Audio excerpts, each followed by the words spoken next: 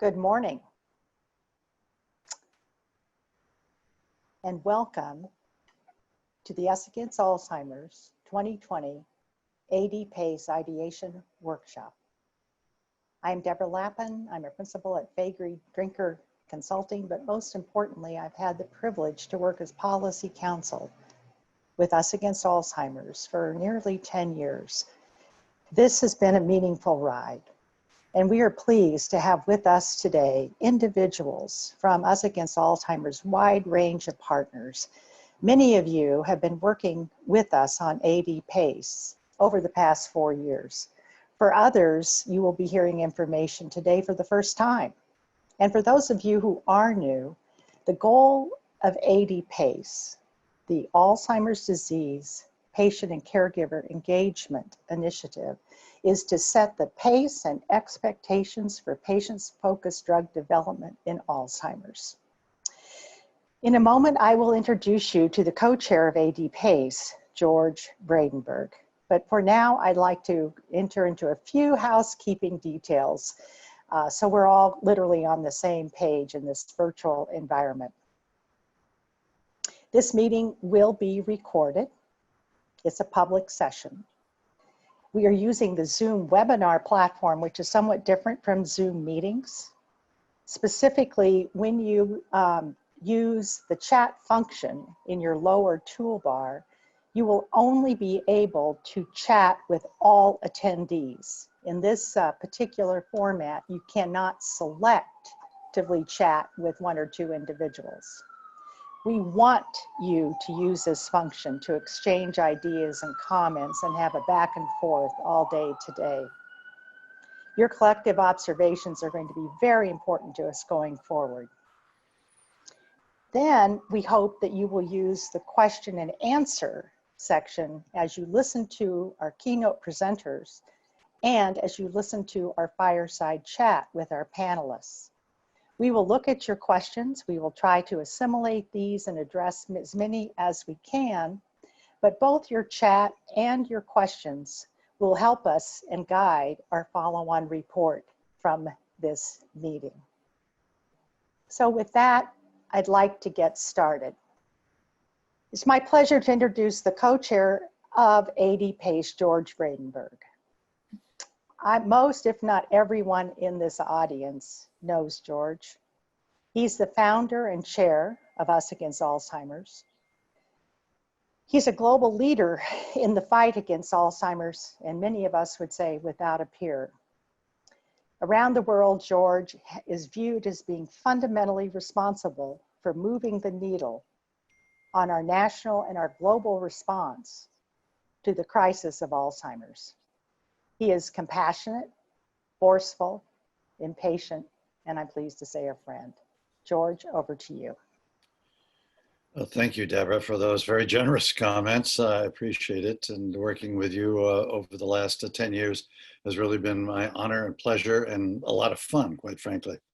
Thank you all for joining us today. I hope everyone is staying safe and healthy during these challenging times. I had my own bout with COVID in March. My antibodies are still strong, but I'm an N of 1 to see how long those antibodies last and to see whether or not I stay sort of unable to give or receive for a period of, how long a period of time. We're here today because our organization, Us Against Alzheimer's, has wanted to assure that the designs of innovative medicines and the regulatory and payment decisions regarding them take into account what persons living with the disease and their caregivers say what matters most to them. We understand that the manner in which persons living with the disease speak to industry, to regulators, to payment authorities about what matters most to them must be done in a language and a manner that is scientifically rigorous to assure that those stated preferences are neither anecdotal nor unrepresentative of the entire population. We want to assure that we're measuring outcomes that are clinically meaningful to the patient and caregiver, not just what is today regarded as clinically measurable. We want to bring the voice of the caregiver into the conversation as persons whose observations and experience are relevant and important. And we want to assure to the extent we can that CMS Medicare will cover new medicines when approved by the FDA as safe and effective. We do this through AD PACE, and it's What Matters Most research program. We're glad you are with us today to be part of this conversation and to be a partner in this work. I want to thank my co-chair, founding board member and partner Meryl Comer, and all persons living with the disease and their caregivers who have been with us from the outset, along with our corporate sponsors. We believe that patient groups, patient advocates, are uniquely positioned to lead the pre-competitive efforts represented by AD PACE. In AD PACE, the knowledge and data generated is agnostic to any particular drug, any particular treatment strategy, and certainly any particular sponsor.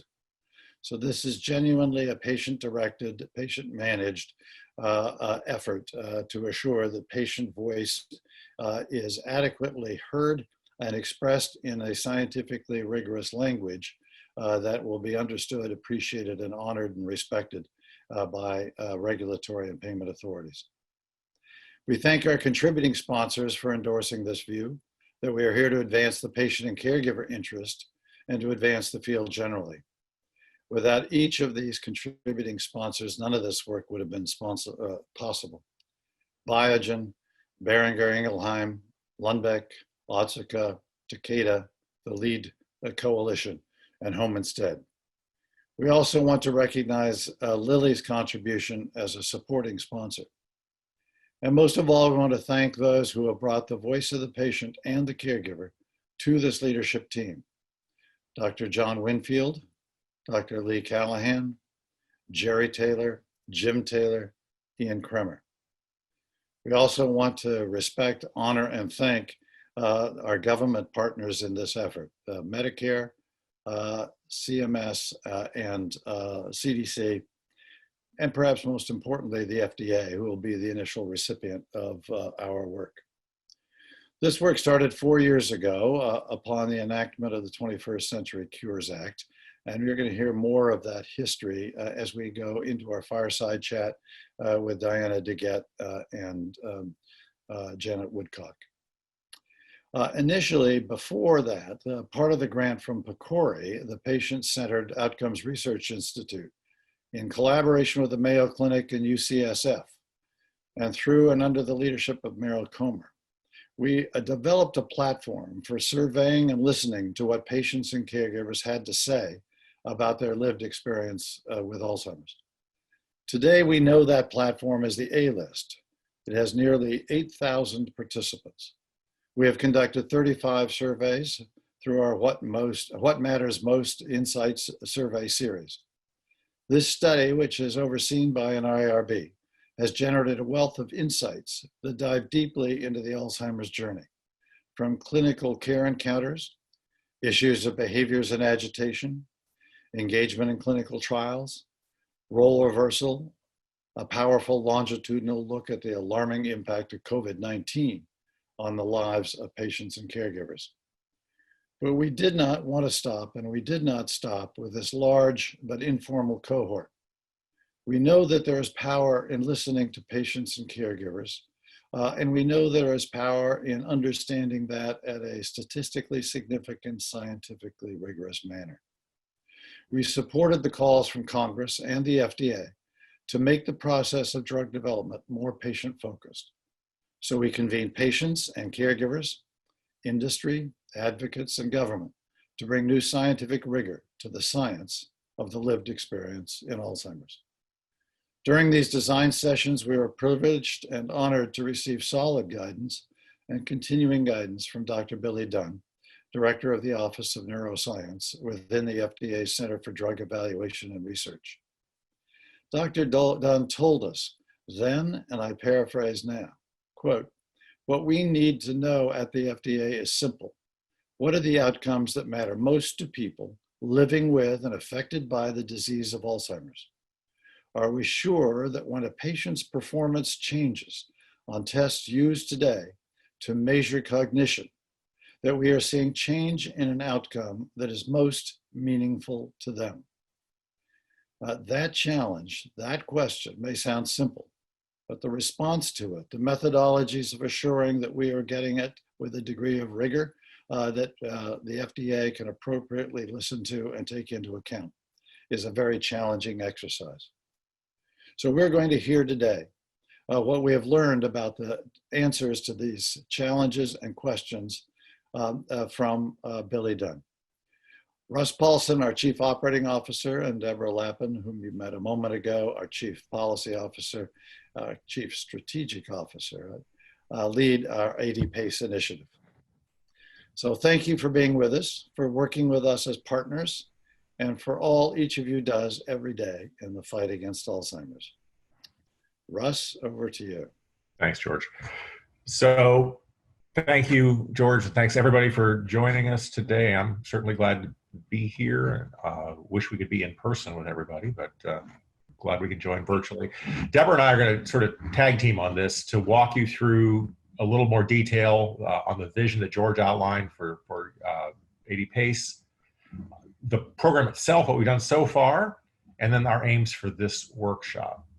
So we'll talk about those things in a little bit of depth, starting with a little bit of history. George talked about the PCORI grant, and 4 years ago, we sort of understood the need for a more rigorous science-based understanding of the lived experience. George noted this is consistent with the concept of patient-focused drug development that was enshrined in statute in the 21st Century Cures Act, and that Dr. Woodcock and her team put into guidance of the FDA. And over time, we've had, sort of worked with this and come to a vision. And the vision is sort of outlined here.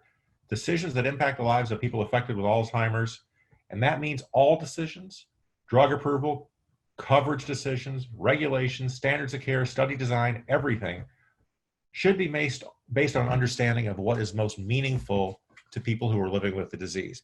And we meant, and we still mean, everyone living with the disease, not a carefully selected focus group, not people who live in a city with an academic medical center close by, not people at one stage of the disease, not college educated people, and certainly in a disease that disproportionately affects Black folks and Latinos, not just white people.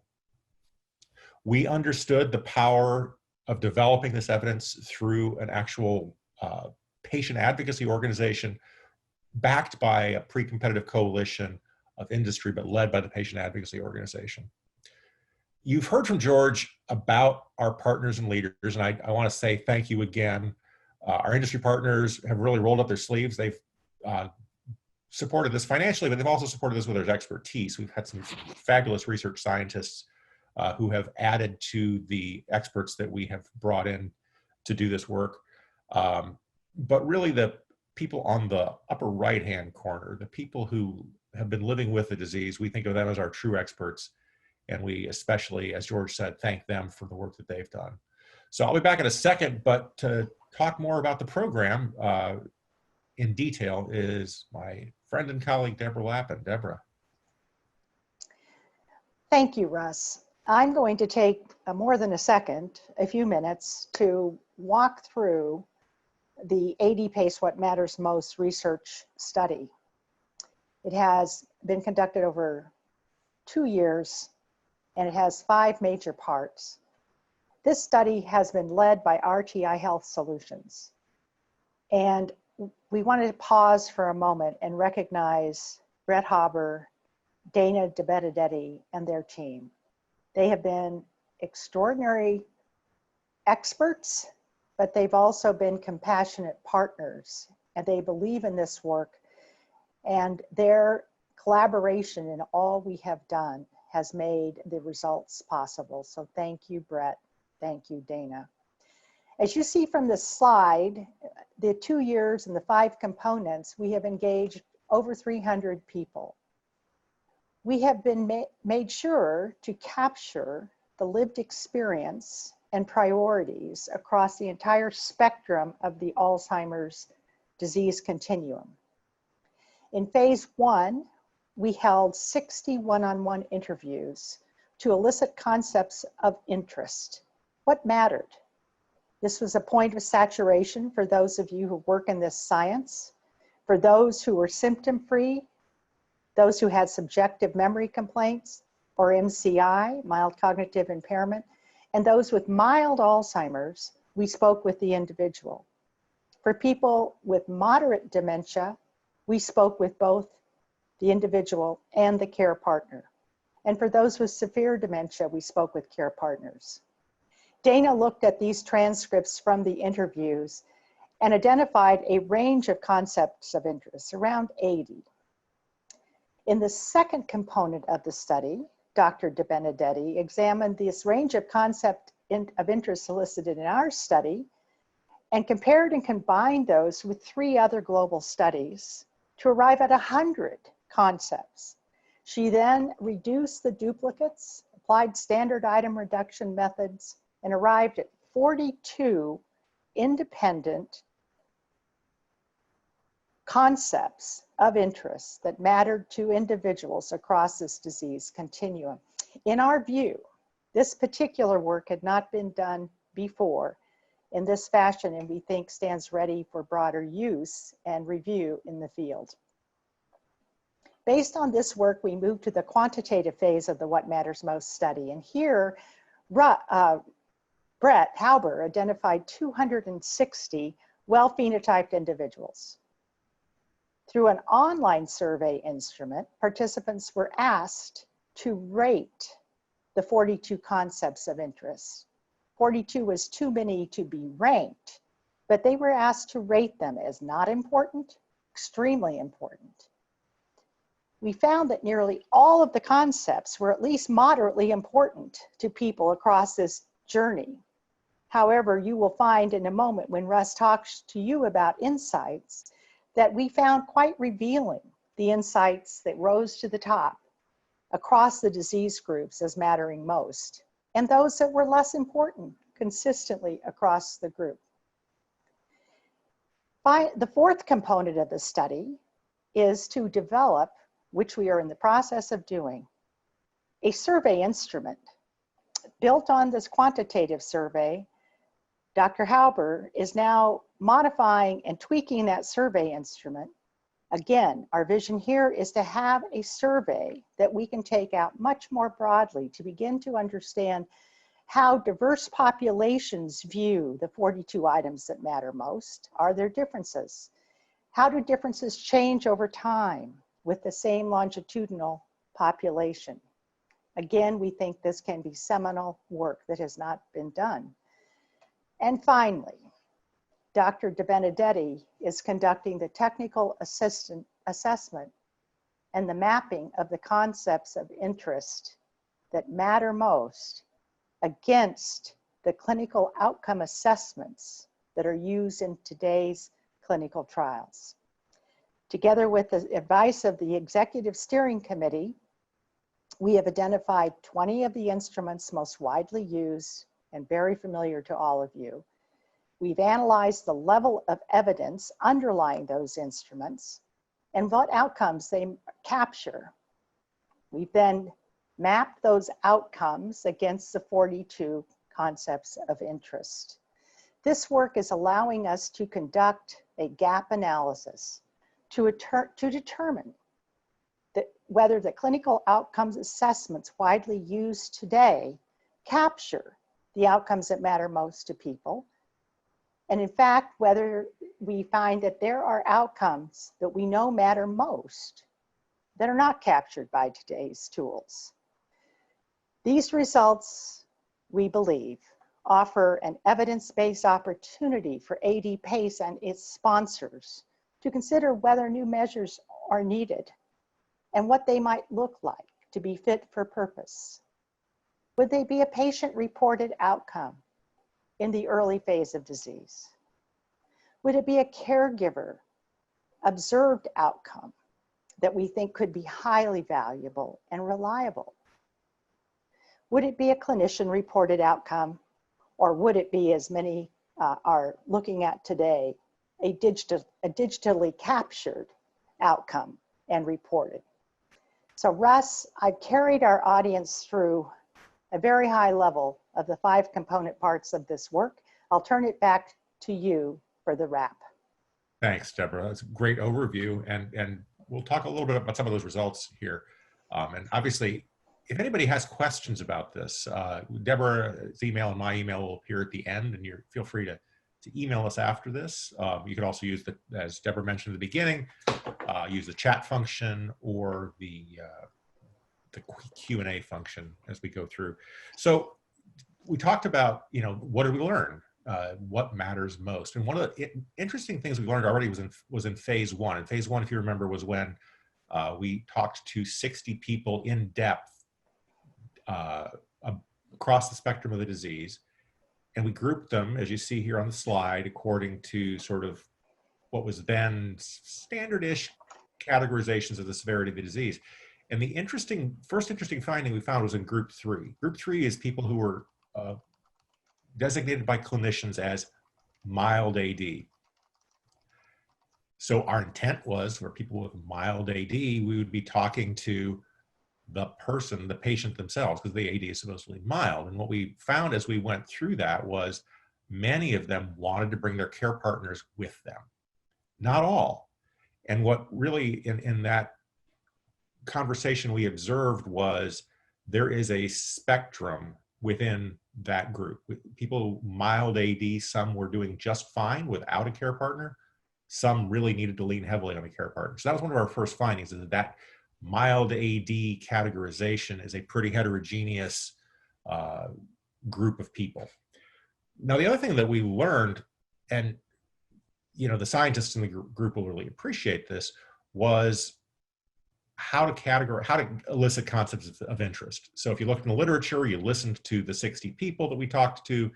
Deborah mentioned we were at 80 some concept. I think at the most we got to was 102 concepts, and sort of figuring out how to reduce that to a reasonable number so that we could ask people, how important is this to you, was a real effort. And we got down to 42 through standard methods. And we think that just plain figuring out those 42 and how to talk about this disease, which we talk about as a disease of memory sometimes, and that really doesn't capture what it is, but a disease of cognition, well, what does that mean? And we now have about 42 terms that we can talk about with regard to that. And I think that's a chance you have researchers speak as common language, is also a chance for clinicians to understand what's going on with their patients. Now then in the quantitative study, we looked at those and we discovered a couple things. And the sort of one striking finding of the quantitative study was that they all kind of mattered. Deborah mentioned that nothing rated low on that scale of not important at all to extremely important. Everything was at least moderately important. So these 42 concepts themselves matter. And when you look at what matters most, we did get a few things that sort of rose to the top, but the band, again, is really, I don't want to undersell how important all of these things were.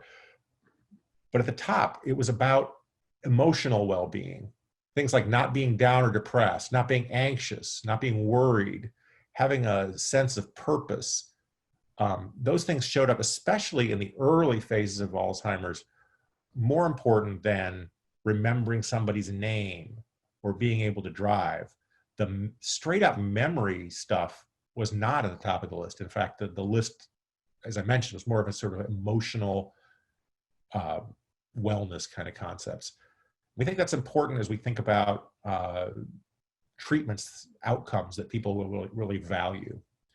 Now we see that there's opportunities to take the What Matters Most survey out to a broad and more diverse population. The population that we did in the quantitative study get to was pretty diverse. It was 30% non-Latino white. So Latinos and African Americans make up about 30% of that study. So it was not bad as studies go, but we think that there's an opportunity to go even broader. And then the technical assessment, looking at what are the current assessments about Alzheimer's disease and cognitive impairment, and how do those map onto the what we've learned in this study. We're going to continue to also talk to people through the A-list and listen to people through the A-list. We, as Deborah mentioned, or I think George actually mentioned, that we launched a series of studies around COVID-19 with the A-list to see what this other pandemic is doing to people who are already suffering from what George sometimes calls a non-infectious pandemic called Alzheimer's disease. And we found out quite a bit from talking to those folks. So we've got a lot of work that has been done. We want to talk to you about that, but we also have a lot of work that remains, and we want to talk about what we're going to do with that today. So you'll see on this slide that there are work groups this afternoon. Not everyone is going to join this afternoon, but we would invite anybody who's interested in this to let us know afterwards.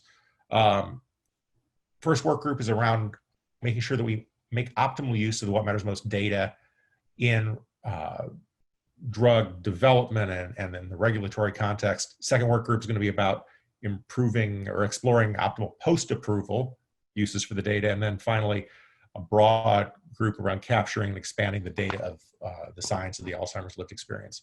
So that's kind of what we plan to do. What does success look like for us in these things? I mean, I think there's a great deal of success just listening to our keynote speakers. But when we get together and actually tackle these problems, we want to explore further this opportunity. How do we take what has been called astronomical data that we could be overlaid or over regulatory submissions? How do we do that? We intend to publish. These data are too important to keep to a webinar with 80-some people on it. We want to publish this in journals. And how, when, exactly what are we going to do around data sharing? We had talked about a data commons at some point. Is that what we're going to do? Where do the data take us in the future? Do we do more qualitative research? Because we found some interesting things in the qualitative research. Do we do comparative studies? We had 30% of minority participation in the quantitative study, but we didn't have enough power to look at subgroups. Do we want to do something like that? Do we want to look at new tools, measures, clinical outcome assessments? Do we want to collaborate in some way to develop more? Finally, I guess the thing that we're going to be looking at is, what did we learn? And I think that we all have information and data in front of us, but the power of having this group together is that each of us will take something different from it. For the Alzheimer's community, for patient-focused drug development in general, we learn by talking together, and that's what we'll be doing this afternoon. So we hope that you're going to join us. If you're not already a part of the 80 PACE process, we invite you to join us. Our emails are here at the bottom. I think we'll be sharing them at the end of the presentations as well. But for now, I'll turn it back to my colleague, Deborah. Russ, thank you. You all can appreciate how wonderful it has been to have Russ Paulson on board as our Chief Operating Officer, and also someone who really understands and appreciates science and data. He's been an incredible partner and guide for the 80 PACE work. Thank you. Now I clearly got the long straw that I get to introduce three exceptional leaders, three exceptional women in science, policy, and research. Dr. Janet Woodcock, Congresswoman Diana Degette, an internationally recognized leader in understanding the disproportionate impact of Alzheimer's on African Americans, Dr. Goldie Bird. Each has used and will continue to use their power, their position, and their voice to assure that we bring innovation forward, that we are patient-focused, and not just focused, as we have said, on a few caregivers and patients who raise their hand or stand in front of the line, but we're focused on all, wherever they stand and however they can be counted, in understanding the lived experience with Alzheimer's and making sure that drug development and payment and coverage responds to this. First, we'll hear from our keynote presenters, and then we'll turn to a fireside chat that will be led by George Bradenburg. So then we will take questions at the end of that from the audience, so I remind you again to use the Q&A functions. Our first keynote presenter is Dr. Janet Woodcock. She really has been, continues to be, an extraordinary leader at the FDA. She's an inspiration and thought leader behind patient-focused drug development. She's fierce in her determination to get drugs to patients who need them. She tells it like it is. Her background as a rheumatologist over the past few decades, I believe, as somebody who's worked in the rheumatology community and has a rheumatic disease myself, has given her insight into the patient journey, the effects of pain and depression, fatigue, symptoms that cannot be seen. In my view, this has equipped her uniquely as a physician and regulator to understand the unseen pain in the Alzheimer's journey. So Janet, on behalf of patients, industry, and all who are with us today, welcome and thank you for all you do. Over to Janet. Thanks very much. And it's great to talk to everyone. And this seems like a really good meeting. I hope it will spur, forward direction in the field. Now, the idea of patient-focused drug development took root actually just a little over a decade ago. Obviously, people had been doing research into patient-reported outcomes and so forth for many years. But the idea of being integral to drug development only started at that time. And it's really amazing to think how far it has come in the interim. It's really good news, I think, for patients and for all of us. What happened was that patient-focused drug development was brought up in our user fee negotiations that FDA has with industry 2 cycles ago. And these are 5-year cycles. So this was more than a decade ago. And we initiated discussions with industry about having that be an element of PDUFA that industry could support and that FDA then could put more effort into. And this was re-upped in the next 5-year cycle because it was very successful. And currently, we're initiating negotiations for the next cycle of user fee program. So over 10 years ago, FDA brought this topic up. And in the user fee realm, this has made really significant progress. It was embraced by industry and was made part of the plan for PDUFA outcomes and with commitments. And then, of course, it's been renewed in the current cycle that we're in. And currently, we have a robust program ongoing. And I'll talk about that a little bit more. Meanwhile, PCORI, which is the Patient-Centered Outcomes Research Institute, was born as part of the Affordable Care Act, and that also was more than a decade ago. And PCORI has spent considerable time determining what patient centricity, which is part of their title of their institute, actually means, and then implementing it in their fairly large research program that they conduct. They incorporate patients in every step of their research in both determining what research projects will be started, to shaping the form of the research, to participating in design of programs and assessment. I'm on the PCORI board now, and I can tell you they really are dedicated to this patient centricity. PCORI has recently received another 10-year authorization, and so we can expect more research and best practices in patient centricity and research. Now, the idea then of patient-focused drug development and patient centricity was further instantiated by Congress in the Cures Act a number of years ago. So now it's official and has been for some time. So now we have patient-focused drug development, and that's for the developmental phase, the investigational phase. And we have PCORI doing the healthcare research, so the use of patient centricity within healthcare. And this also is extremely important because that's really where the rubber meets the road.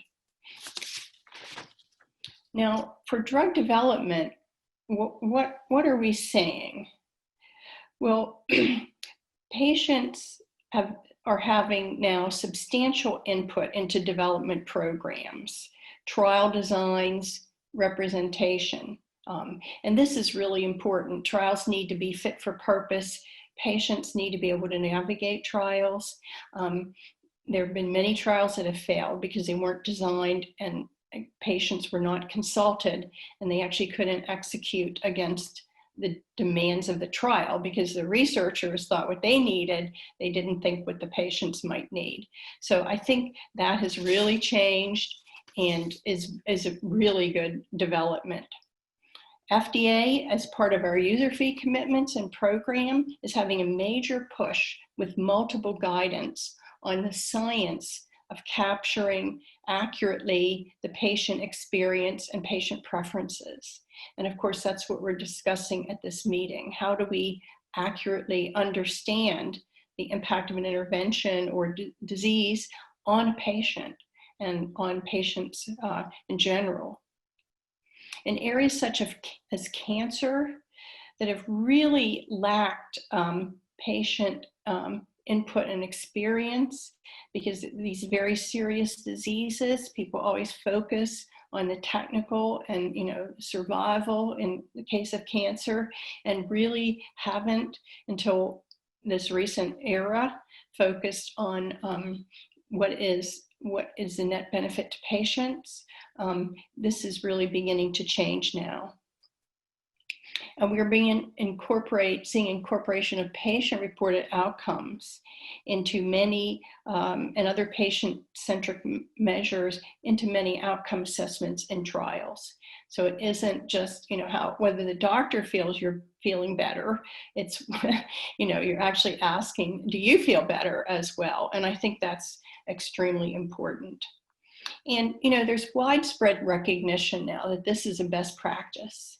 It hasn't totally diffused into the entire field, but with the efforts of PCORI, I think, and the efforts of the FDA, the industry, and patient organizations, people are beginning to understand this is how this kind of research should be done. And PCORI really has established in the healthcare research area a set of best practices that are widely acknowledged as what should be done. So where is this going? What do we see the future here? Well, I think because we're all in the middle of it, we don't recognize that there's been really a seismic shift in attitudes in medicine toward patients.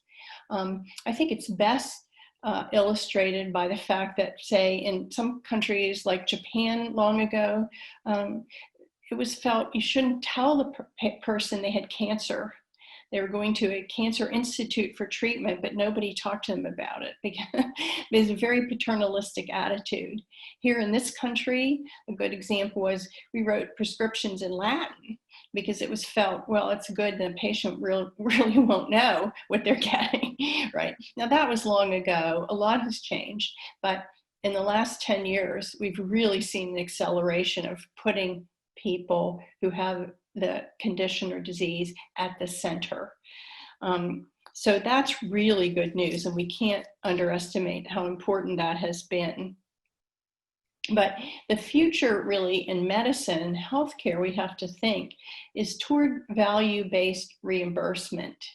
And that means, you're putting your money down for something that is valuable, and your payment is proportional to that value. And that value isn't seen by anyone really but the client, the customer, who is the patient's employer. In other words, it's on behalf of the patient. Now, tech assessment groups in Europe and other places that deal with reimbursement have long used quality of life measures as their metric for value. Whether that's right or not, I don't know, but surely everyone who's working in the value field is going to look at value from the eyes of the patient, from the eyes of the customer. And so I think we will see more and more those kind of outcome measures being put more rigorously into trials and evaluation.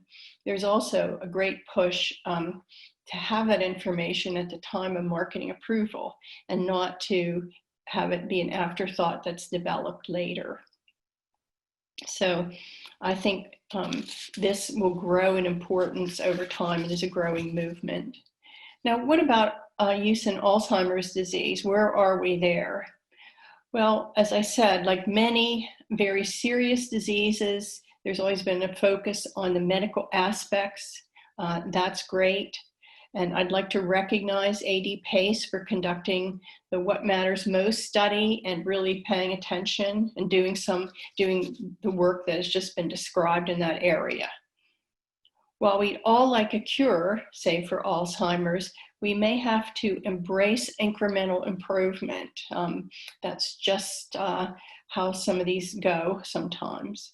And thus we need to assess, like in cancer, is the juice worth the squeeze, really? Are the benefits outweigh the burden of treatment and the side effects to the patient? In other words, taking both improvements, side effects, and then burden imposed by the intervention, it is, is really important in determining whether there has been overall value to the person by the treatment. So is there a net gain in quality of life for the individual? You may not capture this with a traditional quality of life survey. You may have to dig a lot deeper into what matters in that disease, and also understand the burdens imposed by the therapies. Sometimes these, as in cancer, these can be very serious burdens. And in Alzheimer's, of course, this may include the impact on the family circle, or on the caregivers. This is a disease, and I know from my own experience that affects, multiple family members when someone is impacted with Alzheimer's. To assess the benefit-risk balance, we have to put weights, that's how you have to do it, or judgments, value judgments on the value of a benefit or a weight of a harm. And we have to do this from the patient's point of view. We can't have people standing outside of the disease saying, well, I think this, impact of having to have, say, go in for weekly treatments is X. We have to really find out from patients and the families what kind of burden that really is. So, and so we're going to have to do this from the patient point of view. So that's really good news. There are convergence of factors, in other words, the work that PCORI has done, the work that FDA has done, the work these other partners have done, and then the multiple advocacy organizations like AD PACE that have really trying to move the ball forward, all coming together along with convergence, I think, with the payers and others to say we really have to understand this and we need the tools to do so. Now, the challenge, what is the challenge in getting this done? Like many aspects, I think, of clinical evaluation, patient-focused research has not yet gotten a secure place in biomedical research funding. Like many of the translational aspects, it isn't given the same weight or importance as, say, laboratory work.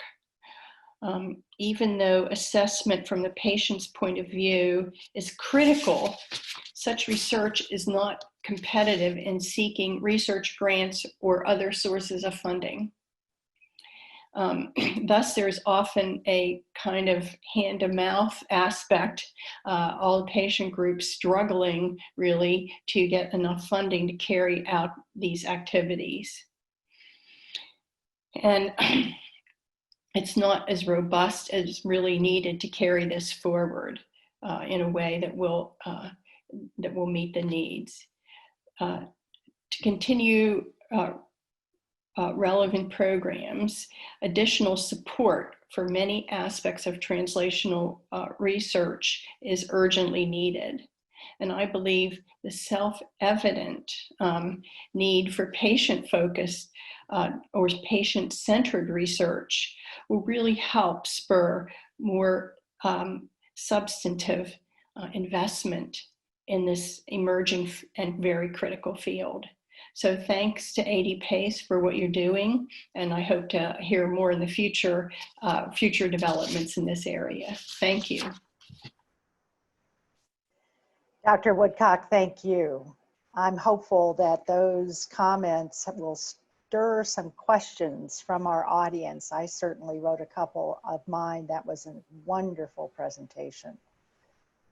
Our second keynote speaker is Congresswoman Diana Degette from Colorado. Dr. Degette, that's, I hope you're called that often. Representative doctor. Representative Degette has served for 23 years in Congress, and I am pleased to say that I've had a home in her district in Denver for each of those 23 years. She's a leader in health and health policy, and always has done this through recognized bipartisan leadership. 2010, with Mike Castle, she led the passage of the Stem Cell Research Advancement Act. As we all know, in 2015, she successfully led with Fred Upton the passage of the 21st Century Cures Act, a complex and transformative piece of legislation.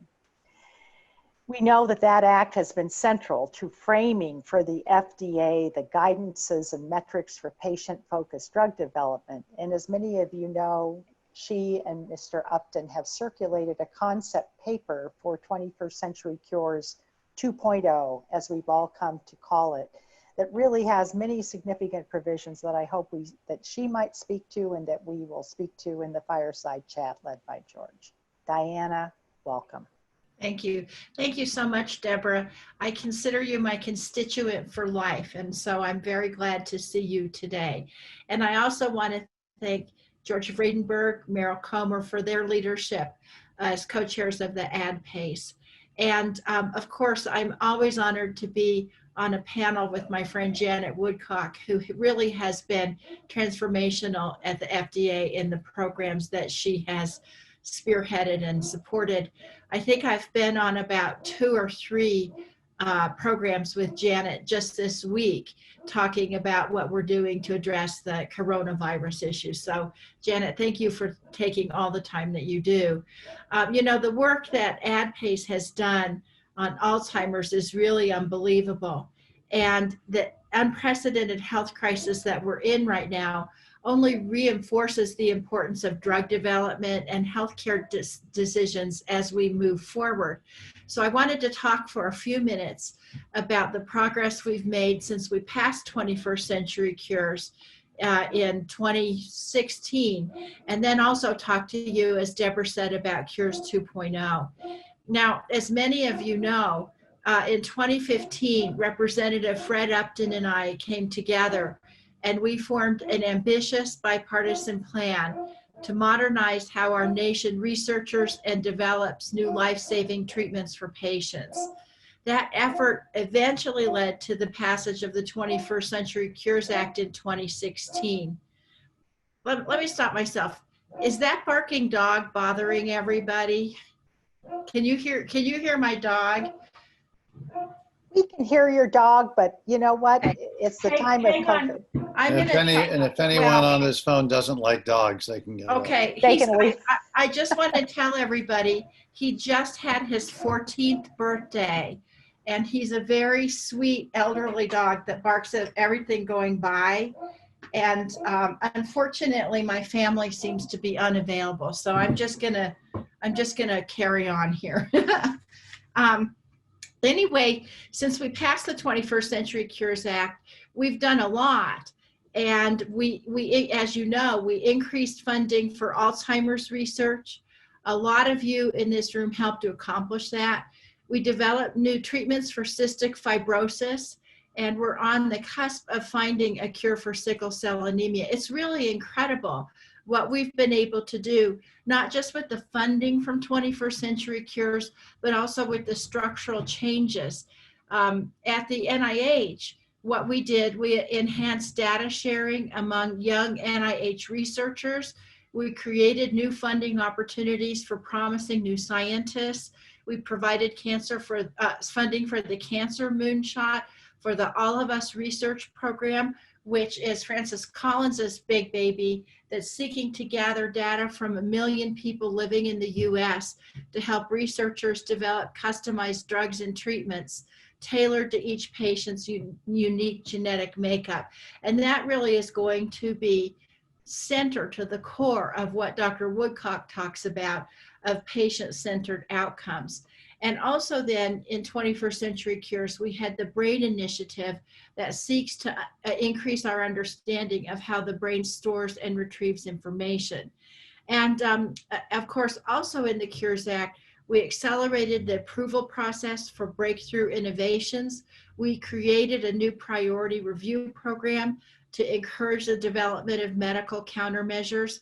And we encourage the use of patient experience in the drug development process.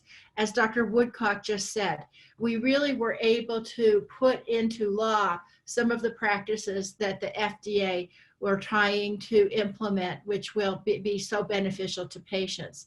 So 21st Century Cures was large and it was very successful. You're seeing a lot of the results with the COVID-19 research, but still Fred and I have decided that we weren't done yet.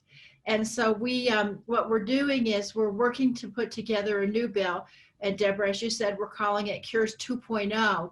What we're trying to do with that is to improve the way we develop these new treatments to patients. And so what we did, because this is the way Fred and I roll, is we asked everybody to please give us input into what needed to happen in an updating of Cures. We reached out to the agencies, we reached out to the patient groups, we reached out to industry groups to give us suggestions about how we can improve upon 21st Century Cures. We received hundreds of comments and suggestions from researchers, scientists, and stakeholders. And as Deborah said, a few weeks ago, we issued a concept paper. Our view is we'll do this concept paper, which will turn into a discussion draft and then legislation. And a couple of the key areas that we're looking at addressing in this new bill are increasing access to digital health services and further advancing the use of technology to provide patients with better care, improving patients' data rights and developing a government-wide approach to collecting and using real-world and real-time health data. Of course, protecting privacy is paramount to us. Modernizing CMS to speed up CMS's decision-making process so that it can provide faster and more predictable decisions about the therapies and devices it will cover. Doesn't do you any good to have a new drug or device if it won't be covered by CMS. And expanding patient care planning to ensure that patients and their families have the full list of treatments available to them and the associated costs. And so those are the general areas that we're working on.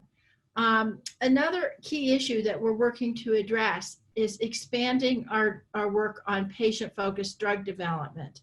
So Dr. Woodcock referred to this, but part of 21st Century Cures launched the patient-focused drug development as a substantive field of regulatory science. And as a result, the FDA is developing a series of 4 methodological PFDD guidance documents to address in a stepwise pattern how stakeholders can collect and submit patient experience data and other relevant information to be used for medical product development and regulatory decision-making. Now, to date, the FDA has led more than 20 of these meetings to learn from patients impacted by diseases, a number of diseases like autism, HIV, Parkinson's, and pain.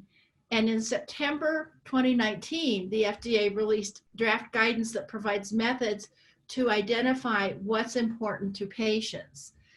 Well, so what do we need to do in Cures 2.0 to advance this field further? The original bill helped encourage the use of innovative clinical design design and continue the utilization of patient-focused drug development.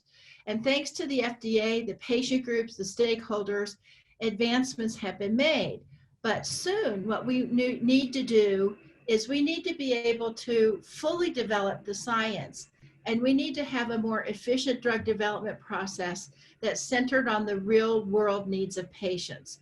And so that's what we hope that Cures 2.0 will be able to do, is to allow us to expand PFDD and the diversity of the clinical trials. We may be hearing about this from our next speaker, and I'm eager to hear it. It also will help us develop new models and tools to tie patient experience to data. And so what we envision is that Cures 2.0 will authorize the Food and Drug Administration to provide grants to develop innovative new clinical trial designs and patient-focused drug developments to help build the science in these areas. And that would include trial designs like complex, adaptive, Bayesian, and other novel clinical designs. It also would include further study on clinical outcome assessment, patient experience data, and the incorporation of digital health tools in real-world data. And frankly, Fred and I both think that developing real-world evidence is going to be essential to putting patients at the center. We think that Cures 2.0 is going to create a task force comprised of patient groups, CMS, FDA, and private sector representatives to develop a list of recommendations. Also, as I mentioned, we want to improve the linkage between FDA and CMS, because, as I said, it doesn't do you any good to have a drug if you can't actually get coverage for the drug. So there are many components of Cures 2.0 that we believe is going to help the agencies do much more patient-centered research, and we think that that will be critical. One last thing that I want to mention is what Dr. Woodcock said, which is that funding has continued to be a problem for this research. Congress, in my belief, is committed to increasing the NIH budget annually, and that commitment started really with 21st Century Cures. It's a bipartisan, bicameral commitment, and what we have to figure out right now is how to work with the FDA and the NIH to see how they're going to allocate their budget to make sure that we are funding enough of these research projects to encourage patient-centered development. And with that, Deborah, I think I will yield back and look forward to the roundtable discussion. Thank you very much. Thank you, Diana. And I really appreciate those comments. The idea of greater funding for this area of research is so important to the Alzheimer's community. Greater linkages between CMS and the FDA. I hope these are topics that the fireside chat may touch upon. But one topic that I know we're going to hear more about is how do we get greater diversity in clinical trials? So much attention has been given to this, and we're really looking forward to comments from Dr. Goldie Bird. She is the director of the Maya Angelou Center for Health Equity and professor of social sciences and health policy at Wake Forest University. She's a champion for health equity across all conditions. She's recognized internationally for her multidisciplinary research on the genetics of Alzheimer's disease in African Americans. She's a friend and trusted advisor to Us Against Alzheimer's, and in particular, our Alzheimer's Disease Disparities Engagement Network, which we call AIDEN. Dr. Bird, over to you, and many thanks for being with us. Great. Thank you, Deborah. And good morning to everybody. I'm very happy to be here today, and especially to share the panel with such champions of patient-centered research as well as therapy. This is our new world, and I'm very excited to give just a few words today. Next slide. So I'm going to talk a little bit about diversity in Alzheimer's disease research and trials, which many of us on this call already know, so we'll be brief there. And then we're going to talk about community engaged research. I'm going to deal with families and communities, a little bit on policies, and then tools and models and what we've learned. Next slide. So the core beliefs that guide us with SA280 PACE's work in disorders of the brain, the person living with the disease is the single most important reporter of symptoms and disease impacts. And just next slide, we'll move quickly through some of this. And keep clicking a couple of times. There we go. So in North Carolina, which is where I live and where I began my Alzheimer's work, you can see the kind of the racial and ethnic diversity in the state. And you can also see that we have different life expectancies at birth. We have our children struggle with hunger and all kinds of social drivers that increase disparities. But interestingly, when you look at trial representation in North Carolina, it's about 1% in Hispanics and about 5% in African Americans. Next slide. And that's not too different from what we see across the country. So we've already said a few words about the NIH and the precision medicine approach and what that's going to mean in terms of our health and our well-being, and as far as how we will be treated individually. And so we have these major studies going, like All of Us, which seeks to engage a million Americans, quite frankly, in opportunities for research. Next slide. So our guiding principle today is inclusion. And I'm going to focus mostly on African American inclusion, even though what I'm saying actually is consistent with people of color in general in most cases. And I shouldn't use the general word because generalization is what we don't want. But next slide. Next slide. So again, if we look at our clinical trial participation and study research participation, they lack ethnic diversity. Even after the 1993 NIH Revitalization Act, we still, when I say we, I mean people of color, are really underrepresented in research in clinical trials and organ donation. Next slide. So we look at a major study that I was involved in, one of these.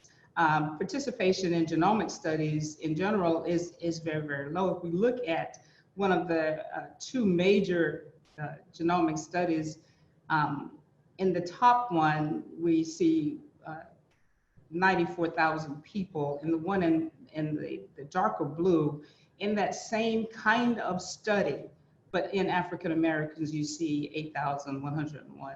And this is national data that was reported last year in 2019. Next slide.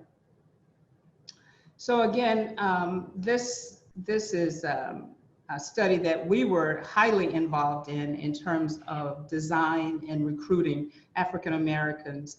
And it is really abominable when you think of the number of people that are required to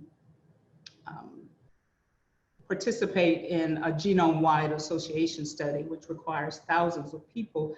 And you look at the number of African Americans who are participating in these studies that really look at Alzheimer's disease from an overall genomic perspective, the numbers are really pale and really reduce our ability to generalize our studies. Next slide. And then when you look at something like functional studies in Alzheimer's disease and where you need brain tissue, this came from that just last year. If you look at Caucasians, you got total autopsies, 5,000, total AD autopsies, about 1,000. But African Americans, you see 218 and 60, and this was 2019 data as well. Next slide. And then when you look at some of the reasons why people would be willing to donate, and which we've taken a lot of time, even in general studies, our initial work, we interviewed, surveyed about 500 people, African Americans, to understand why it was difficult for African Americans to make a decision about participating. So even in brain donation, some of these issues are different among African Americans, but they are consistent. So we're talking about religious belief, trust, costs of family, concerns about the research, unsure how to make the donation, things that we as researchers can fix. These are things that as we ask people and as we figure out what's important to people of color with regard to donation or research participation, these are gaps that can be filled. These are things that we think about when we're talking about research design. How do we get people of color involved in studies before the study begins? Next slide.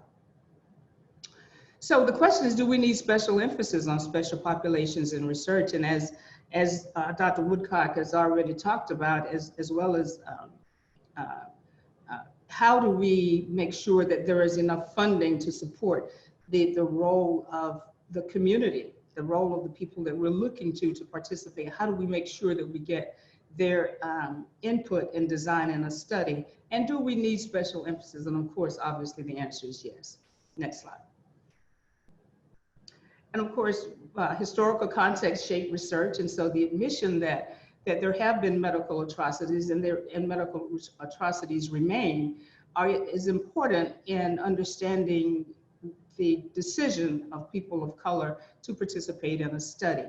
At the institution where I am, eugenics was really big, and it continued, not to mention all the way back to slavery and Jim Crow and the civil rights era, all of those things, and then eugenics, which ended here and at this institution, particularly in the 70s, where people in our communities have that memory of those things. So how do we put these kinds of things in the context of decision-making for people of color? Next slide. And so distrust in research has been an issue for a very long time and remains as one of the big issues around participation. The question becomes, what do we do with that? How do we mitigate some of the distrust? How do we mitigate some of the concern around what will happen to a DNA sample or a specimen or a brain tissue sample or whatever, or blood components? What will happen to that? And how do we mitigate some of the challenges around those kinds of issues that are very prevalent in the minds of people of color, not just African Americans? I'm just using them as an example today. Next slide. And even when we think of COVID and the disparities around the COVID and actually the pandemic has illuminated really huge entities around social determinants of health. And who gets COVID? Anybody can get it, but who dies from it? Anybody can die, but what are those determinants? What are those themes? And then what are trust issues around being tested, around contact tracing, and around vaccine participation in clinical trials for vaccine? Next slide. And of course, these barriers have been well studied and they've been well characterized, and there are many more. And we address those in our studies. We address those openly and upfront. Next slide. So understanding those barriers, not only between races and ethnicities, but also among races and ethnicities. So we look at African American males as an example. African American males have the absolute worst health outcomes of any race or ethnicity or gender. And so understanding their issues around Alzheimer's or any disease, as a matter of fact, as opposed to just looking at all African Americans from everywhere. Why not look at African ancestry or males, African American males or African American females or Hispanic males, Hispanic females, and from where? And looking at those barriers from within these groups, as well as looking at global groups to study. Next slide. Next slide. I think we've done. Oh, go back to that slide. I just want to say, along with the African American males, we're actually looking at studies and why African American males actually participate much less than even females among African Americans. So we looked at some major genomic studies and looked at the representation of African Americans. We also looked at just educational programs in a city and looked at how African American male participation impacted their decision to, how their participation in outreach and education actually impacted their participation in studies. So again, looking deeply within groups and around groups, very important in terms of study design. Next slide. I'll just skip that one because we've talked about it. So again, we also need to look at who is leading research and leading clinical trials, and what are their perceptions, what are their biases, what are their interests, what are their reasons for maybe approaching or not approaching different groups for studies and trials. So that's an interest area that I think all academic institutions certainly should be involved in. Who are the researchers, how they approach people of color, minorities, who are their study coordinators, how they approach people, have they had any training in bias, any training in cultural sensitivity. These are things that we all must begin to look at because sometimes it's not the patient, it's not the participant who has the reluctance, who has the indifference. Sometimes it's us, the researchers, who need some support. Next slide. And then of course, community engagement and how we actually find out about what's important, what matters most to participants and to patients. The community engagement research is one of those things that should be supported much more, as has already been discussed. It's only when we get into communities and we get to understand the community, the neighborhood, those determinants of health, those things that impact people every day, those things also impact people's opportunity to participate in a study or clinical trial. Next slide. So we engage the patients and we engage their networks in design and studies and trials. And this could be family members, these could be care providers, these could be faculty networks at institutions, academic institutions, students, administrators. All of these networks come into play as we're designing studies. And then of course, many external partnerships like our faith-based institutions. Our center just created a faith-based network of 109 African-American pastors and faith leaders with congregational health ambassadors, and we are coming together to address health in a very dynamic way. And so they have told us what they need from us. They've told us what kinds of diseases and conditions and how to remain healthy that they would like for our institution. So we'll take our center plus our affiliate faculty here at Wake Forest, and we're going to address those and create some formalized programs in health ministries in those churches. Next slide. And so again, when we think about the patient or the participant, we think about family systems, and we think about as we impact one, or the person with disease or with a disorder, we impact a lot of people, as has already been discussed. And so creating opportunities that engage these stakeholders and these networks is very, very important in terms of increasing participation in studies. Next slide, go ahead, next. And next. And next slide. Okay, so in looking at Alzheimer's research, we certainly have done a lot with women. Of course, women have many more opportunities for caregiving, even though men are certainly providing care for Alzheimer's patients. So we actually did studies around women and caregivers to look at the stress associated with their work, and all of that in engaging the women and the conversation, having conversations with them, helped us to understand what their decisions were like and how they made decisions to participate themselves in the study or to provide surrogate consent for a person with Alzheimer's disease. Next slide. So again, we looked at 500 intergenerational participants, and we looked at the community that we were trying to engage. And so we studied them deeply and had not only survey information, but we also went back and followed up with focus groups to understand some of the dynamics around research, But mostly, as much as research, we also understood the dynamics of their everyday lives. And that's what AD PACE is about as well. Next slide. So we created a Center for Outreach in Alzheimer's, Aging, and Community Health as we began doing the Alzheimer's genetics work. And we are building a center here at Wake Forest in the community where African Americans, particularly African Americans, it'll be open to all people, but particularly African Americans, can find resources. They can get help, they can improve literacy, they can get support, and they can learn about research and brain donation. Next slide.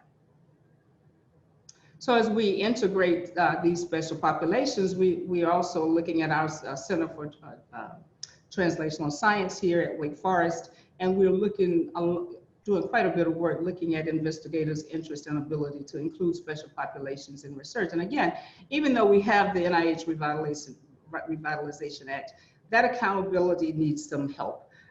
We know for sure that many of the research studies and clinical trials here, and not only here, are certainly underrepresented in underrepresented minority participation. Next slide. We also have an ADRC here at Wake Forest and our Outreach and Recruitment Core. As we're thinking about our renewal opportunities for that center, we need to test models that could be used across ADRCs.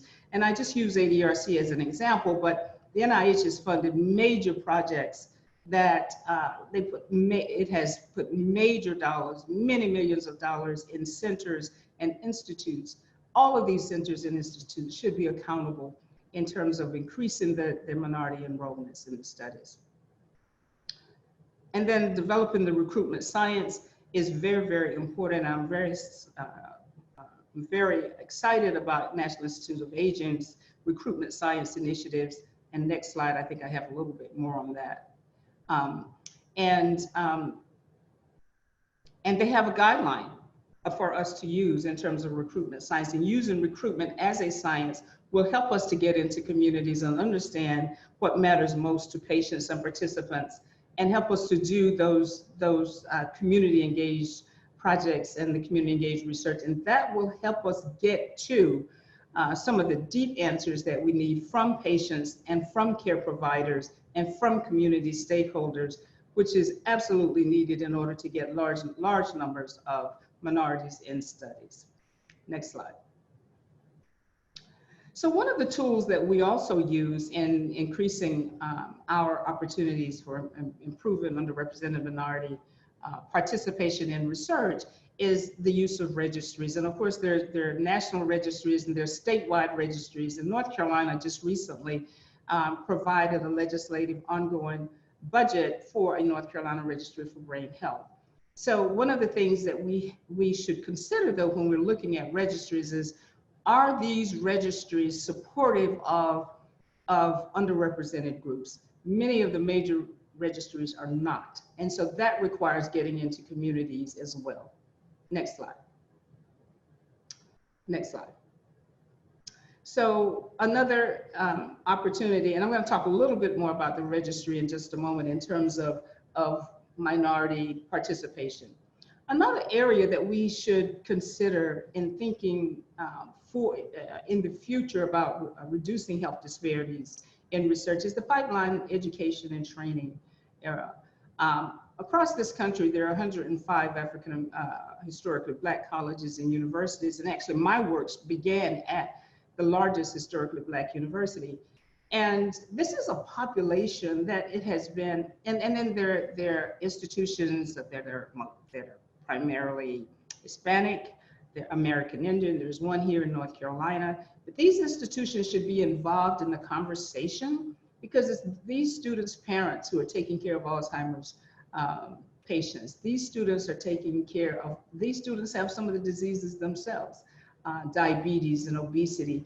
These institutions should be involved in connecting to community. It's a great community resource. And because we were at an HBCU when we began the Alzheimer's work, I do believe that we had immediate trust in the community as we began to go out and do our work. Next slide.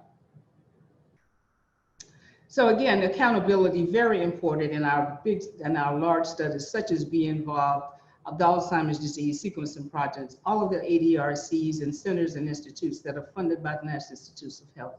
There should be high-level accountability with regard to increasing minority representation in studies and trials. That work needs to be done there. Next slide. Okay, and again, this is the Nih strategy for recruitment and participation. So we are hopeful, Dr. Woodcock, that the NIH will provide more support in this area and make recruitment and study design a science that it deserves to be. Next slide. And then, of course, publishing our best results. There's our genome-wide association study. That was the largest genome-wide association study in African Americans. But along with that should be publications around how the participation of African Americans, or whatever the racial ethnic group is, those publications are very significant, should be shared so that we can improve our efforts in communities to engage underrepresented groups in studies. Next slide. Next slide. Next. And again, when we think about at medical school, next slide. Could you go back just a moment? Okay, yes. When we still have a long way to go with regard to how patients are being treated, and so we need to diversify people at each stage of the patient experience. So not only should our participants be diverse, but also the people who treat us once we get a referral to a hospital, our nurses, our doctors. So we really have to continue to address this pipeline issue. People who conduct research who are from an underrepresented group certainly have a greater chance of making a bigger connection with people, the target population for research. We're going to speed through some of these because I know my time is almost up. Next slide. And next. Next slide. And again, when we began this work at North Carolina A&T, we did a great amount of work with our students as well as our African American faculty who did, and there were cases where there were large research projects where the infrastructure was not at the HBCU, but they partnered with other institutions to make the research work. And that certainly increased the fidelity and the trust in communities. And so it's an approach that really works. Next slide. So when we look at willingness to participate among African Americans, more than 50% of the 500 people that we tested said, yes, they were willing to participate, but next slide. But when you, and these are there are many reasons why people will or will not participate, but when it actually comes to participation, that requires an extra step. It requires engagement, and this is very, very important because outside of the huge studies where we're using electronic health records to consent people for studies, engaging underrepresented groups in conversation, in actual face-to-face sometimes, and since COVID, of course, in virtual opportunities to have conversation, really, really important for helping, and without coercing at all, but certainly improving the literacy and improving the interest in helping underrepresented groups understand why it's important to participate and the importance of their participation. Very, very important. Next slide. Next slide. We've already hit that some.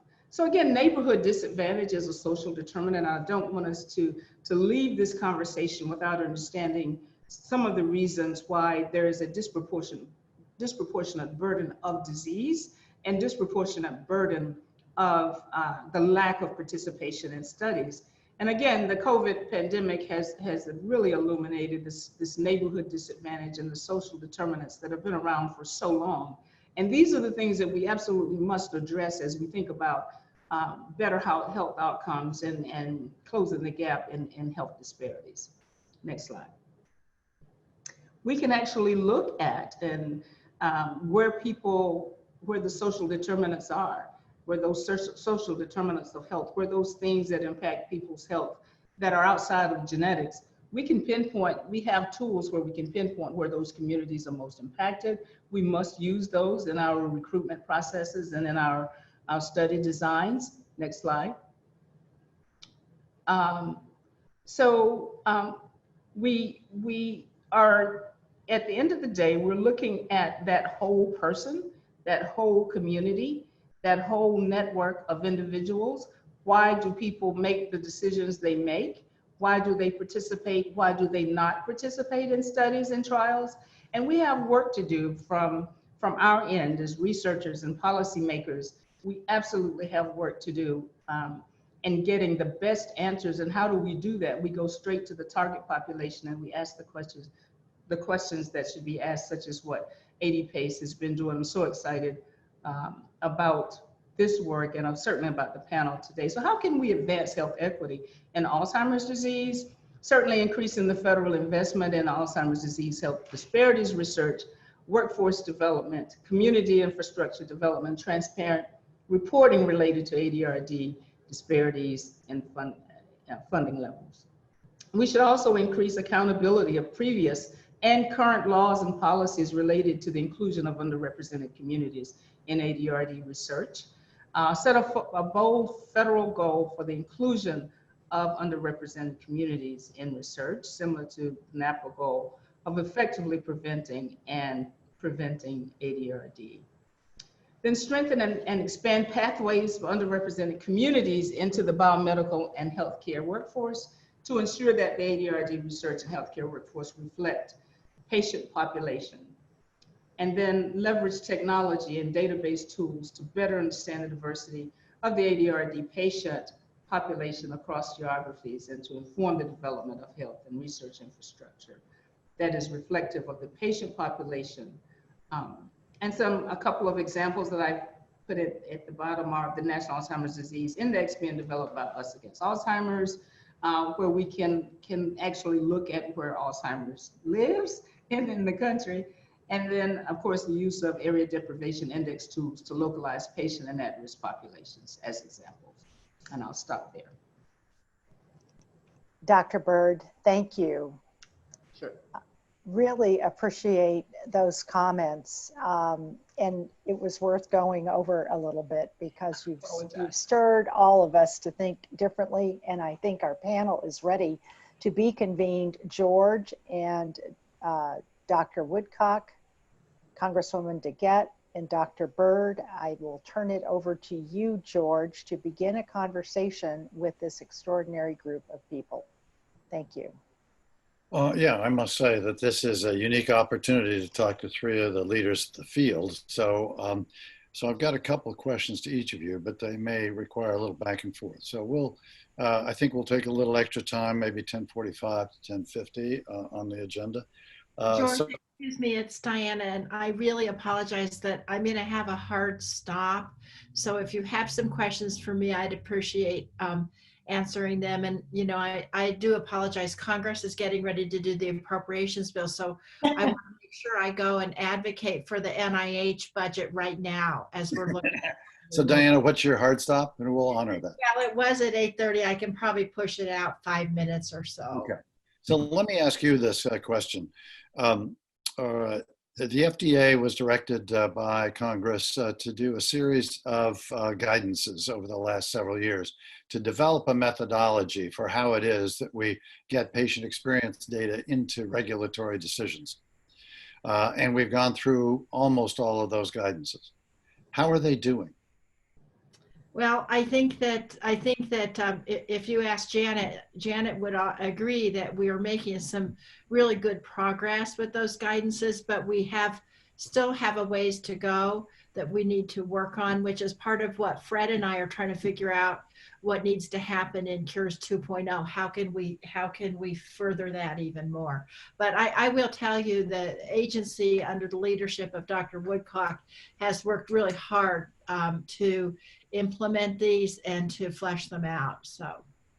And you mentioned that Cures 2.0 may deal with both digital technologies and the use of real-world evidence. I'm curious if you could go at least one click deeper on what you hope to achieve by those particular developments, real-world evidence on the one hand and digital technologies on the other. So when we did 21st Century Cures, we always like to joke in the House about the Senate. And one of the things we tried to do in the Senate is we tried to give them the digital piece, but we really were not able to get all of the fleshed out policy that we wanted in 21st Century Cure. So what we really want to do now, as I mentioned in my opening remarks, is we need to take advantage of big data to be able to aggregate data. And what I heard Dr. Bird talking about too is some of the barriers we have to getting that data with different groups, distrust, issues of HIPAA and patient privacy. But if we can get that kind of process that really works, that's going to enable us to be able to do these studies with some of the unique research techniques that I talked about, and then to be able to use them to develop precision medicine and to develop drugs and therapies that are targeted at not just individual ethnic or gender groups, but individuals with specific genetic characteristics. So that's what part of what we're going to try to incentivize in Cures 2.0. And the digital use of digital technologies with respect to patient health, what are you thinking about there? Well, we're still getting the comments in, but one thing that we have found with the COVID crisis is the ability of patients and their doctors to participate in platforms, telemedicine, other kinds of platforms, much more robustly than they were before. It's safer and it's working better. There's been a desire on the part of Congress, the medical community, and the research community to do this for years, but we've had regulatory barriers to being able to do that. We've been breaking some of those down in the 3 or 4 bills that we've passed in Congress already dealing with the coronavirus. And we need to see how we can make some of these digital platforms more accessible from a technological standpoint and also a regulatory standpoint as we go forward. I think that's terrific. We're learning because of the Alzheimer's and other clinical trials that have been interrupted as a result of COVID, that we're being forced to innovate in terms of remote assessments and remote administration to the extent we can of medicines. Yeah, and by the way, we also, because of the interruption of the clinical trials, which is a real concern to researchers around the country, here in Colorado at the Anschutz Medical Center at the University of Colorado, but across the country, we've developed legislation to try to stabilize and help these research institutions. And it is the bill that I'm leading with some other members, and it's got really broad bipartisan, bicameral support. Well, let me just put in a comment, because certainly in the Alzheimer's field, but also in many other therapeutic areas, half of the clinical trial sites and institutions that support clinical trials are privately owned. And the legislation right now focuses on research institutions supported by NIH, which is academically centered. But we're seeing a third or so of the private clinical trial sites that are essential to our clinical trial infrastructure going out of business. And so we have been urging Senator Blunt, and we've talked to Fred about this, to include private trial site support in that continuation of the research capacity that we need for clinical trials. Thank you for that information, and I'll talk to Fred. We'll look at that. That's good information. Let me ask you one last question, and I would, this has to do with what you hope to do with the tighter FDA-CMS linkage. What is it that you see as the problem now? What do you see as the paths to the solution? Or put another way, what would you like to see different in 3 years than you have today? Well, it's interesting because as we've really moved to a lot of innovative research and development, CMS has really not been poised to take advantage of these innovations. I'll just give you some examples. As we did the breakthrough therapies for drugs, and then in cures we did breakthrough therapies for devices. But frequently what we have found is that CMS has not had either the personnel or the processes to be able to analyze those treatments, to be able to decide whether they're going to pay for them under Medicare. And as a result, even though you might have a drug approved by a breakthrough therapy, they've lagged far behind. And so, and actually, I do think that there's a desire and willingness on CMS's part to be able to have the structure and the trained personnel to be able to evaluate these things and to approve it. And so that's part of what, and by the way, in our discussion draft that we released a few weeks ago, that the CMS provision was the least fleshed out in our proposal, because we're trying to get comments both from the agency and the stakeholders that will really help CMS be able to be a partner with the FDA as it's moving forward with its review process. Well, I will let you go, but just with one comment here. We're having this problem with respect to the reimbursement for imaging in clinical practice to detect whether or not a person may have beta amyloid in their brain. And there are now disease-modifying drugs in the pipeline, potentially on market as early as next year, where we may have an approved drug at the FDA, we'll see, may have an approved drug at the FDA and no reimbursed technique and diagnostic to determine whether people are appropriate for the drug. So right, exactly. No, that's exactly the issue that we're facing. So thank you for your time.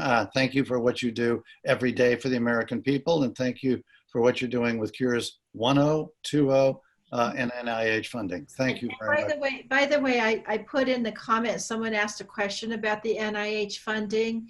Yeah. And this year we have in the bill that we're looking to pass next week, we do have a $47 billion increase, which is greater than the 5%, roughly 5% increases we've seen over the last number of years. So I think COVID really has underscored the bipartisan, bicameral commitment we've had to NIH funding. So I just want to leave you with a little good news is we are really working on this. Congress has been great about this. Only 500 million of that is in the base budget. 5 billion is actually emergency spending, which hopefully gets repeated, but it may not. So we're hopeful. We know Congress, bicameral, bipartisan, has been supportive of NIH. It has made a difference. Certainly in the Alzheimer's field, it has made a difference. So we applaud all of your efforts in that regard, yours and Fred's, but also on the Senate side too. So thank you for spending time with us. Go do the American people. It's tough to commend the Senate, but in this case, I will. Thank you so much. Thank you for having me, and great to see you, Dr. Bird and Dr. Woodcock. Likewise. For having me. Take care. Sorry, I've got to go. Bye. Thank you, Diana. So Janet, some questions for you. You've overseen this development of guidance directed towards how to better understand how to collect patient experience data and how to incorporate it in regulatory decision-making. So I am curious because I think the progression you've described towards more patient focus and patient experience over the last several years, you said really over the last 10 years, has been terrific and the right direction. Clearly from a patient advocacy organization's point of view, this has been critical and a critical development. What have you seen to date on the best practices in terms of the actual collection of patient experience data in a manner that would be helpful to regulatory decision-making? And how is it that regulators ought to take account of that? Is it decisive? Is it a factor? Is it just information? Well, the best practices have been seen in a few areas. As I said, part of the problem is that there isn't enough funding devoted to this field. The last guidance we issued on the methodologies, actually, I'll admit freely, I didn't understand much of it. All right, this is a science, okay? It's just like any other science. And I totally agree with Dr. Bird that we have to have community engagement and all the communities involved. It's so important. And that part, the outreach part and the engagement part, is also a science. And I know we've been talking about NIH funding, but really, this type of science doesn't compete well with laboratory science. I have said repeatedly in public, including at Research America, okay, that I believe that the basic science establishment is overbuilt and the translational science establishment is critically underfunded. And so what we've seen some heroic efforts. We have had many drug approvals in the last, I would say, 5 years that wouldn't have happened before. Yes. And that's because people have become, through all these efforts, they're listening to the patients. I had one of our leading derm people sit across from me and say, I sat across the table from patients for 25 years in practice, and I never knew what they were going through. And so the patient-focused drug development meetings where there's authentic engagement with patient experience has made a big difference. And I think like the Oncology Center of Excellence is doing this too. They're working on the diversity issues. They're working on understanding cancer patients and how they feel. And I think all of the people at the review staff at FDA are really engaged in this. But we have to have the science. We have to have the data. It has to be the same kind of rigor of the other kind of submissions that we get. And to do that, it takes work. It's really, this work is underestimated. The fact it takes funding and concentrated effort, it takes training of experts in the field and concentrating them in the areas of need and sustained support for these activities, not, just here and there. So I think it has made a huge difference, but I think a lot of it is this huge qualitative shift in attitudes, this huge attitudinal shift that has occurred. But as far as the science, it is lagging. And I think the reason for that is just, it's, again, people are just scrambling for grants. They get a little crumb here and a little corner of money here. and it, like any other sciences, you get what you pay for. Well, I appreciate that. Clearly, AD-PACE has been guided by a scientific approach as opposed to an anecdotal or even, well-organized patient meeting approach. We've been very much trying to focus on the science of this. I have a second question. It's a very practical question and a sensitive question. It has to do with inclusion in research and clinical trials in particular of minorities and ethnic minorities and racial minorities. Let us assume a perfect world in which our clinical trial populations effectively included all populations and ethnicities on a roughly proportionate basis to the population. So assume now a 1,000-person clinical trial in which 130 people are Black and 170 people are Latino. And we have some Asians and Native Americans. We now have at the FDA 1,000 people. We're reporting out on 1,000 people, but we're not required to report out trends or differential characteristics of the different subpopulations there. And even reporting out on subpopulations is less than statistically significant because they're only a small proportion of the population of the clinical trial. So this organization has had in its DNA inclusion in clinical research of minorities, but I'm curious as the practical import of that in terms of regulatory decision-making. Well, we have always done what we call subgroup analysis, okay? And so we look at the data based on race, ethnicity, sex, and so forth. You're right, though, and this what became most apparent with women's advocacy, okay, there was a feeling that women were underrepresented in clinical trials. And that's why about 5-6 years ago, I started publishing the snapshots.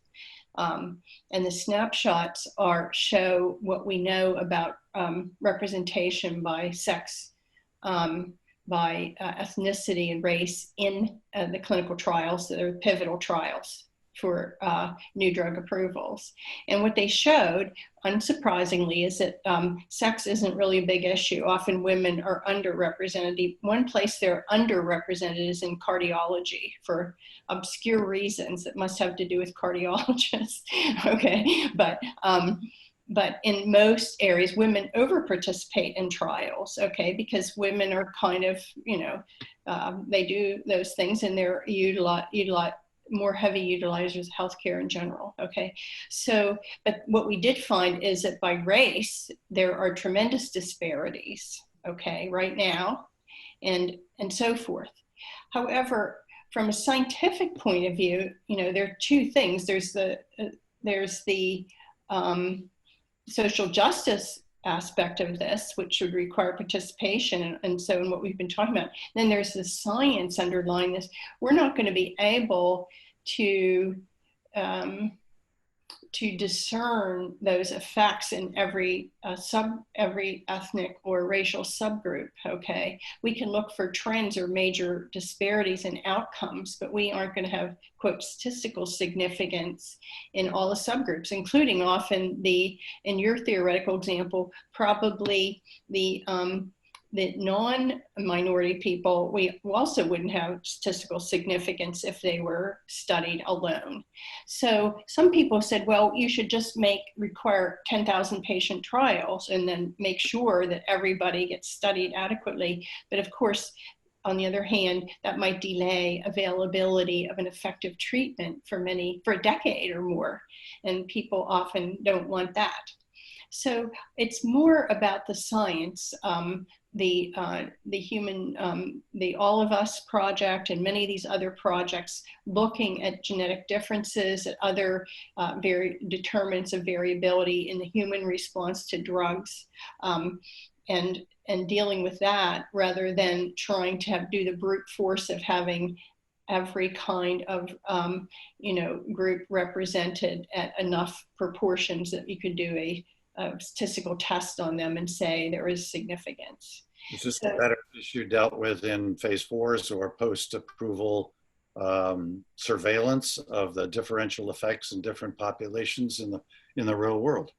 Well, you could, often it's the other determinants of health that are impacting more, okay? It's not really the treatment effect of the drug often, it's the fact that all the conditions that various minority groups suffer under that lead to worse outcomes rather than the actual drug effect or the fact they can't even get the drug, right?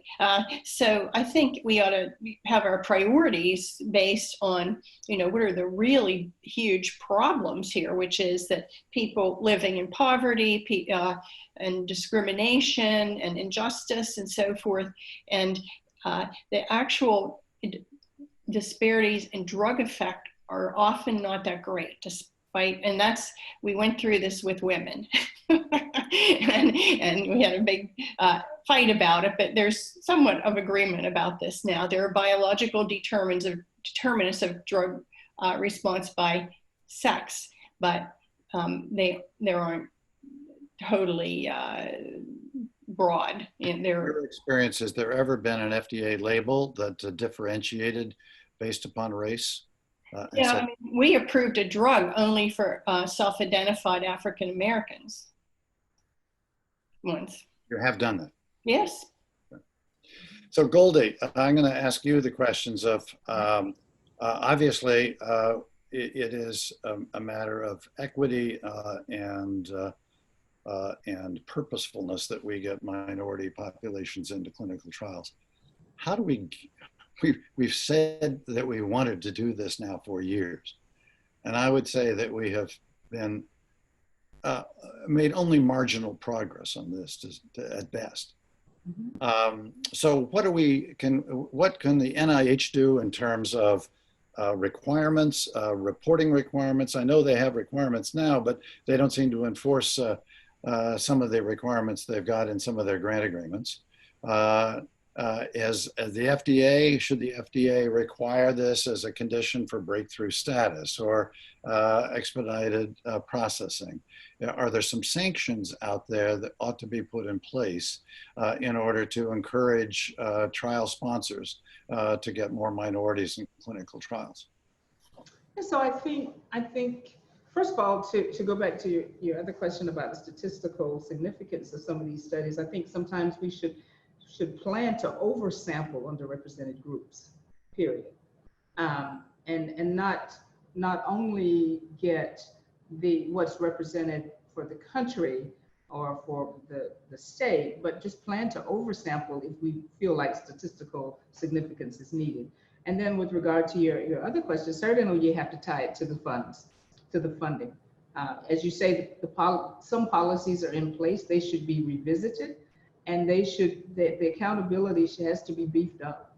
I mean, just as with every NIH R01, there are certain components of that proposal that is evaluated on study section, and that this should be evaluated as well.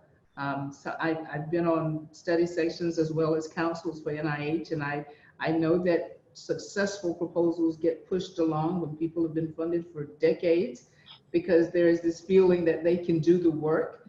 But this is one component that is not evaluated as robustly, I'll put it that way.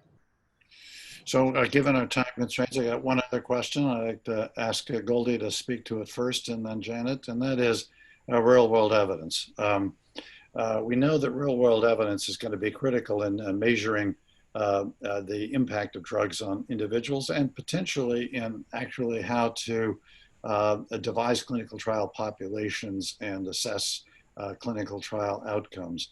Can you speak to what you see as the current status and the future potential for real world evidence for AD patients and for caregivers? So first, maybe? Did you say? I didn't quite hear. I'm sorry, I was talking while you were talking, George. What was the last part of your question?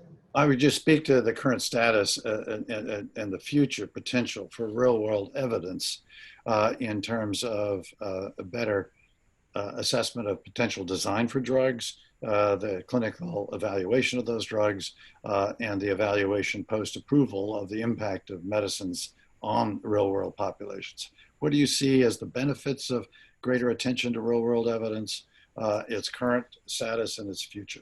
It's a narrow question to finish the questions. Yeah, so it's very, very important, and that goes without saying. I think we have to think beyond drugs as for Alzheimer's disease, as complex as Alzheimer's disease. We really don't know where one is at this time, or how soon it will be. All of our fingers are crossed, and we're working ourselves to death for it. But I think also in terms of assessments and real world evidence around, how do we assess patients? They respond differently based upon their experience, their life's experience, their real world experiences. And so there will have to be some attention paid to that. And again, I think the overlay of social determinants will make a big difference in how we make decisions about therapeutics as well as other kinds of interventions. So the real world evidence is a part of the whole package. And yes, I believe in it. I think I think we're at the beginning stages, however. Janet, how does real world evidence fit into all of the research, clinical trials, and effective drugs? Well, there are two poles to the spectrum, and I really agree with Dr. Bird. I mean, you have to think for trial design, for understanding the populations, for understanding their, disease progression and natural history, all that, real world evidence is going to be terrific. For drawing inferences about whether drugs work, that tests for drug approval, I don't think real world evidence. First of all, the drug won't be in the real world. It'll be investigational, right? And second of all, we need randomization to do that. But people make a big deal about drug approval, but in fact, that's just the start of the journey. Okay, we do a test, you know, it's like a laboratory test, but it's in people. We do a test, we do the trial, we figure out the drug works in a population. That should be step A. All the other steps after is how to use it, who to use it in, what impact does it have on different people. Those are all after the drug gets on the market and we start to see it being used in practice. And there, I think real world evidence will be really helpful in determining, you know, is this drug showing the impact that we hoped it would have based on the tests that were done, the somewhat artificial tests, the randomized tests that were done pre-market. You know, is that a good predictor of its performance? Who does it work in? How should we modify its use? Is everybody able to get it? Okay, which in this country is like really, you know, one of the big questions, and so forth. So I think that kind of evidence is going to really give us a rich understanding of the impact of any intervention, not just drugs, but any intervention and its effect on a population and a community. Thank you, three to one an absentia, but the two of you, we can all see why you three are the leaders in this space. But we deeply appreciate your time. You spent a lot of time with us this morning. We appreciate and value that. But thank you very much for doing this. Thank you. Back to Deborah. Thank you very much again, Janet and Goldie, good friends of the organization, but also of all patients. So grateful for your time today. To everybody in the audience, thank you for attending. We hope you'll join us tomorrow. We're going to hear from Sean Tunis tomorrow in a keynote, former CMS Chief Medical Officer. And we're also going to hear from Sudhir Sivakumaran, who is the Executive Director at CPATH of the Critical Path for Alzheimer's Disease. We're going to be looking at post-approval uses of patient experience data and large platforms, what are needed to amass critically large numbers of preference studies, patient survey data, and how can this be used? And we hope to have you with us tomorrow. We're grateful you're with us today. Russ, over to you. Thanks again, and thanks to the panelists. Thanks for all of you who joined. I do want to encourage people to join again tomorrow if you can. Dr. Sivakumaran and Dr. Tunis are really insightful people in this space, and I think you'll find that what they have to say is interesting. We'll bring this to a close. 10 and minutes. those of you who are joining us for the work group, that's a separate platform, so you'll need to log out of this and launch the link that was sent with your registration to a different platform. For the rest of you, hope to hear from you. Reach me or Deborah if you're interested in getting further on this program and further engagement. Meanwhile, thanks for joining. Hope to see the rest of you tomorrow. Thanks, everybody. We'll be back in 10 minutes.